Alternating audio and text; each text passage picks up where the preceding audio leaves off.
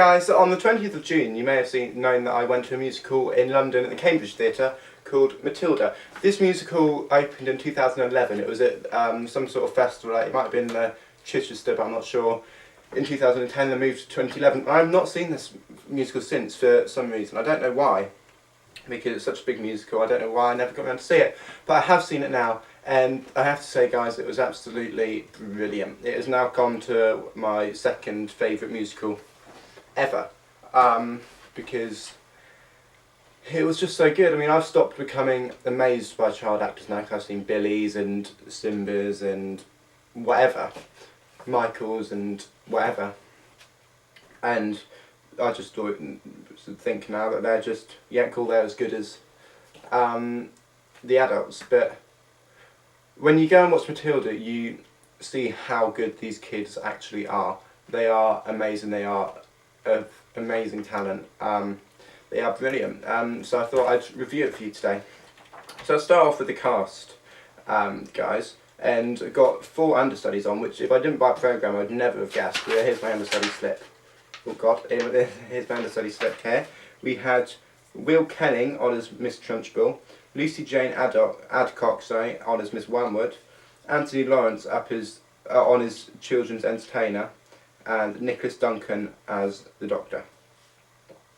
Now, these, like Miss Trunchbull and Will Kenning and Lucy Jane Adcock, who played Miss Trunchbull and Miss Wormwood, were brilliant. Especially Will Kenning, who played Miss Trunchbull, just because that's a slightly bigger part.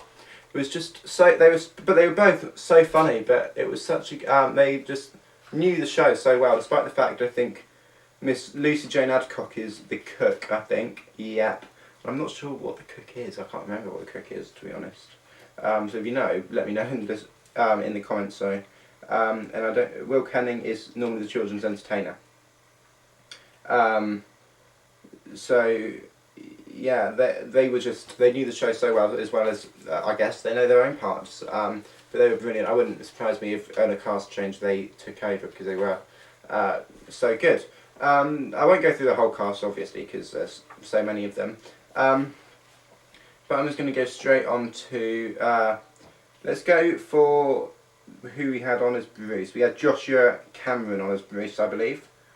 Or did we? No, we didn't, sorry. I think we had Denzel Eboji. Sorry if I pronounced that wrong. I think we did have Denzel Eboji on as Bruce.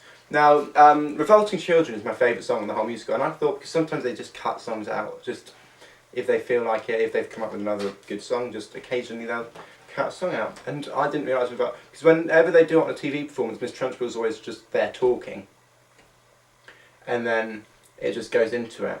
But I guess that's just organised for TV performance, because Miss Trunchbull then left and did her little runaway thing, and I thought, oh, for God's sake, they're not going to do it. It's my favourite song in the musical and they're not going to do it. And then Denzel Eboji whacked out that riff into the beginning of Revolting Children, and it just gave me the biggest chills of my life.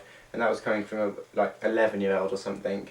And then in the middle, or near the end, when he does that other riff, they normally just go down the scale. He went onto the note and then did alternate notes and went up to like an F or a G or something. And it was like, oh my God, you're 11, how can you have the confidence? Like, some alphabets don't have the confidence to do something like that. So he was really good, and he played all his lines and everything amazingly well. It was funny in that. So yeah, and then for Matilda, we had Matilda. I'm just trying to find her so I can get her second name. But she's not on that page. She might be on the next page. Here we go. We had Matilda Chaplin, there we go, and she performed earlier on at West End Live. At least I think we had her on. I looked at the cast board in the morning, and it had Matilda on, but I have a feeling we didn't have her now, to be honest. I have a feeling we had Lara McDonald, because they had a matinee that day. I didn't think about that. I think we had Lara McDonald on because it looks exactly like her, and I'm looking at Matilda Chaplin, she's blonde for a starter. And I don't think they wore a wig, and B, it just doesn't look like her. So we had Lara McDonald on. Yeah, so Lara McDonald, so I think is the one we had on. But she was brilliant. She did everything. She did Naughty exactly well. She did whatever other songs there are in there. She did amazingly well. She played the part really well. She was believable. All the kids were believable. And that's what I mean. The majority of the show is carried by kids, and it just was excellently done. And you're blown away how they managed to teach all these children exactly what to do. The music in the show, let's go for the music. The music is written by Australian comedian Tim Minchin. And I've heard some of Tim's work before. I've never been a massive fan of him. But he wrote the score and the lyrics to Matilda. And they are brilliant. They're so catchy. I mean, things like Miracle that I'd never heard before I went to the show. Now I can't get it out of my head. But then you've got the classics like Naughty and When I Grow Up and things like that. And it's just a really good score, a really fun score. It reminds me a bit of Billy Elliot's score in the fact of they're not like as hard hitting. Obviously, the Matilda ones, they're more light because it's a family show, whereas Billy Elliot's a bit more adult. But in the sense of they're really good to listen to, in terms of listening to them on a soundtrack in the car, something you could listen to them and sing along. But it's about how they're performed. I think that's the same with Billy Elliot. I mean, like as opposed to like Wicked or Les Mis or something where you can just listen to the songs and it's just an amazing piece of music just by listening to it. Billy Elliot and Matilda, and we'll talk about Matilda now, not Billy Elliot, but it's just a bit more how it's performed and things. And yeah, it was a brilliant score. And the book is by Dennis Kelly, and the book, again, like the music, is just amazing. It's just such a good book for the show to have. It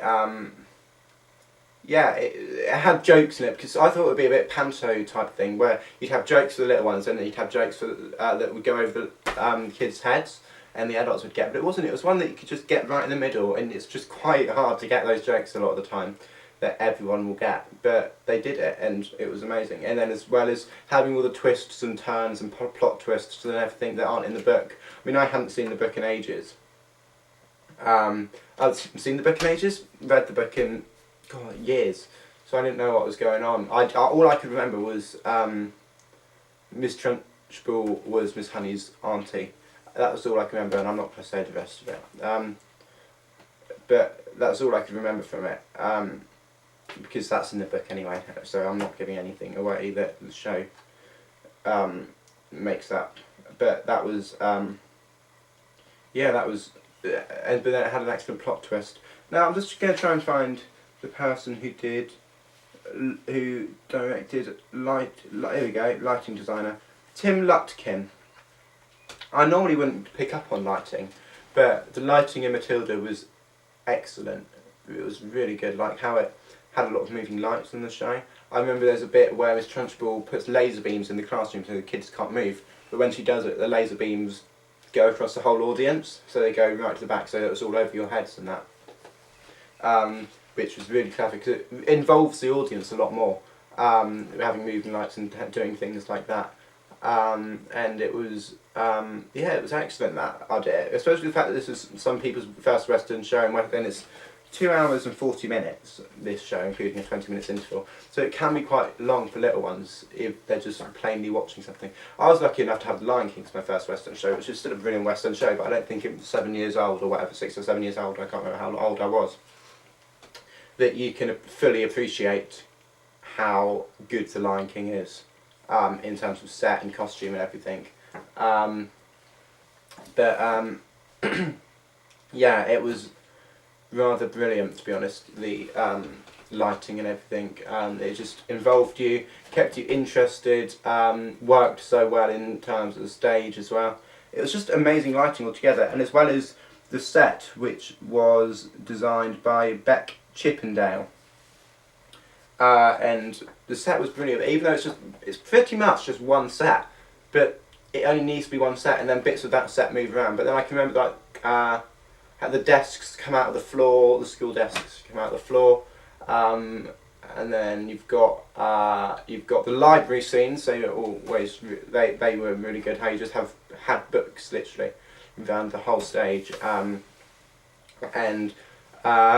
was just an amazing amazing set, to be honest with you. I couldn't fault the set. It's one of the best sets. So, like, when you first go in, there's no curtain in that, so there's no curtain, so you can just see the whole stage when you first come in. And you've got all the books coming out into the audience and that over their heads and things. So that was excellent how they did that. Really, it was rather amazing, to be honest. The set and everything about the musical was amazing, to be honest, and I really enjoyed it. I knew that I'd enjoy it, but I didn't think I'd be like, oh my god, I'm going back. Like, I need to go back now. And the thing is, the day seats are £5. You have to be 16 to 24, I think. But £5 day seats, I mean, like, you can't get that sort of deal anywhere else. I mean, it was such a good deal. £5 for, we were only in like, it was only like the 20, 25 quid tickets. Actually, no, because we went on a Saturday evening. Saturday evening, it's like 35, 40 quid for the cheap seats. So we got 30 quid off because we went on a Saturday evening. And on a weekday it's like £20 because I guess because it's just less popular in that. But yeah, it's an excellent musical, to be honest with you. So here you go. The Cambridge Theatre is currently playing, and I think it will be playing for a long, long time. It's got no talk about closing down at the moment. And so the Cambridge Theatre, Matilda. Go and watch it. I'll put my vlog to Matilda in the description below, and it's got West End Live and Bend Like Beckham as well. I'll get the reviews out for those shortly. But go and watch Matilda, Cambridge Theatre, as soon as you can. It's brilliant. Thanks guys for watching again. Bye.